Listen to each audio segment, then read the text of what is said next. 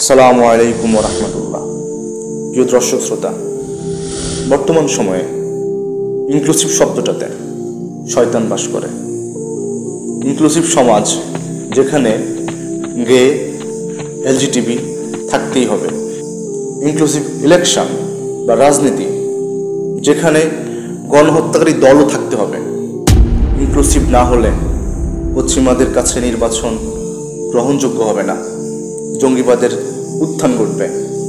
এগুলো হচ্ছে সেকুলার, মুক্তমনা, পশ্চিমা প্রেমী, শাহবাগী, ভারতের দালাল, গুরুপ্রেমীদের লজিক। আমাদের সবার আগে ইসলামিক হতে হবে, দেখতে হবে ইসলাম কি বলে। যদিও ইসলাম গণতান্ত্রিক প্রক্রিয়ায় নির্বাচনকে হারাম বলে, কুফর বলে, তবুও দেখি ইসলাম কি বলে।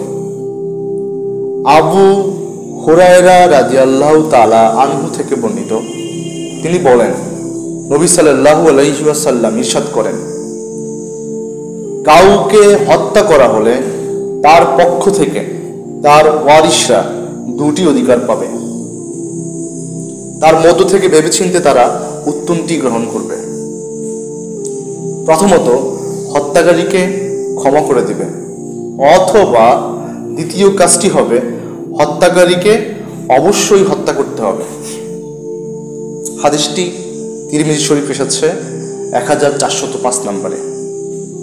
এখন প্রশ্ন, গণহত্যাকারী দল আওয়ামী লীগকে কি ক্ষতিগ্রস্ত পরিবার ক্ষমা করে দিয়েছে? না, দেয়নি। তাহলে এত মায়া কেন আপনাদের? কেন এত মায়া? কেন এত মায়া কেন? যাই হোক, বেশি কিছু বললাম না। আবার আমার আওয়ামী ভাইরা মন খারাপ করেন, তাই বেশি কিছু বলছি না।